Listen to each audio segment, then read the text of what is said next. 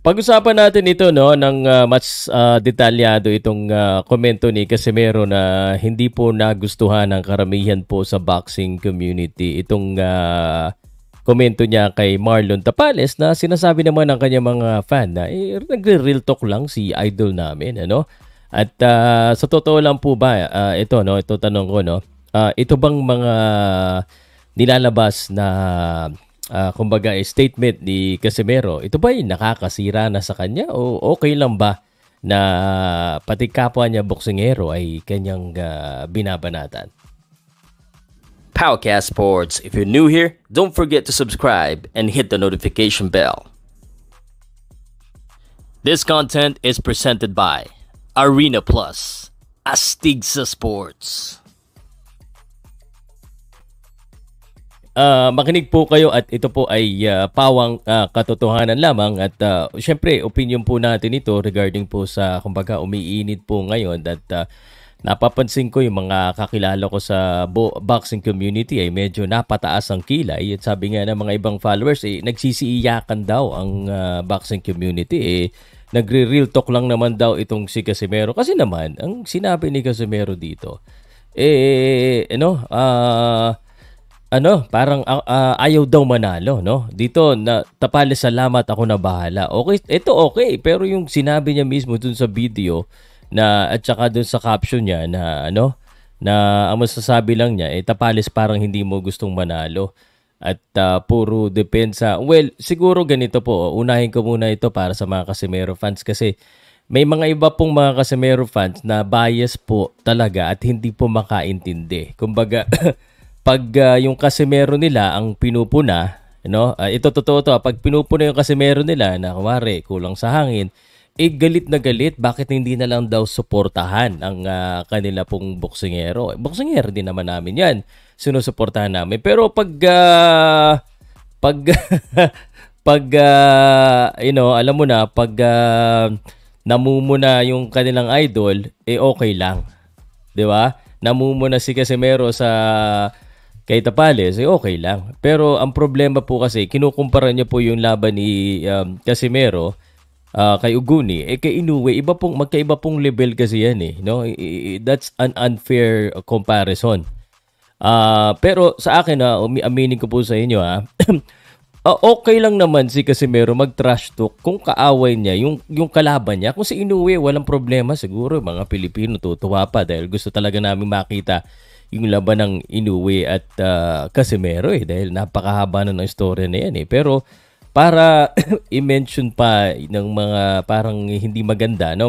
Meron kasing magandang pamamaraan para sabihin yung opinion niya. Kapwa boxer pa naman. Meron po tayo sinatawag na ethics. Hindi naman siya kumbaga analyst or commentator na kagaya namin. Kumbaga kabaro niya yun Tapos sasabihan niya ng ayaw manalo. Parang hindi siya nagbaboxing Alam naman niya na pag si Inoue ang kalaban, ganun talaga ang mangyayari. You have to defend yourself. And nakita naman natin na mabilis talaga si Inoue. Hindi talaga madali kasing sabihin Siguro para sa kanya, pag siya lumaban, kayang-kaya niya. I mean, hindi naman ako magdududa doon, lalo na pag 100% siya Pero iisipin niya minsan, kailangan niya siguro ng advisor sa kanyang public relation. Hindi siguro naisip ni Casimero or siguro baka itong gusto niya kasi gusto niya mag-trending at gusto niya pag-usapan sa boxing community.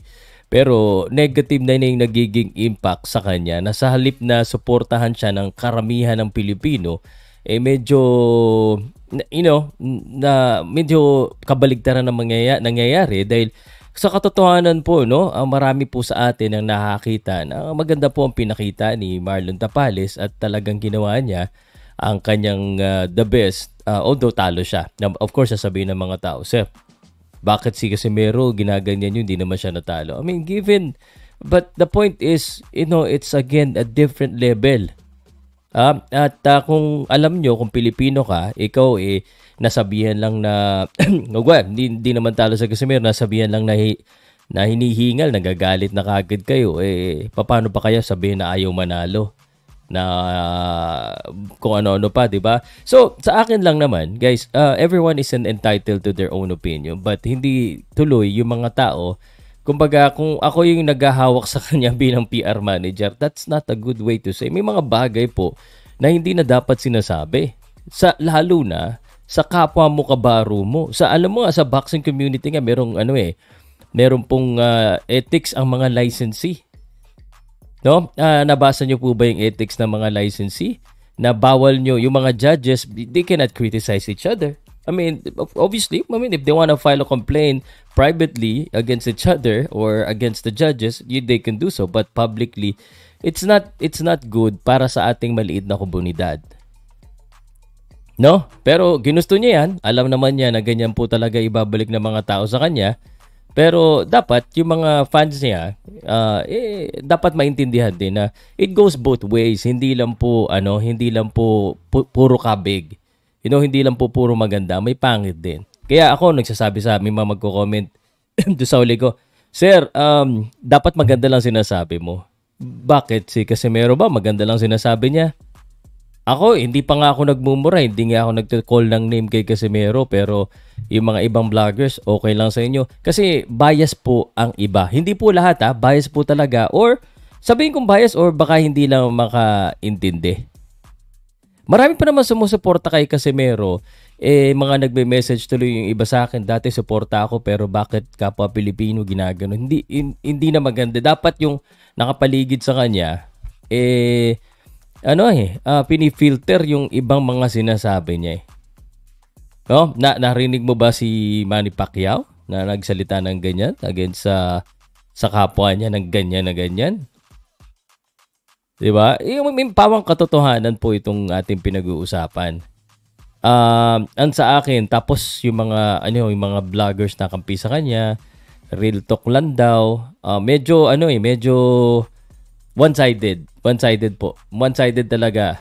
Dito kasi sa atin, aminin ko naman sa inyo, na gusto kong siyang suportahan pero nahihirapan tayo nito kung from within po, no?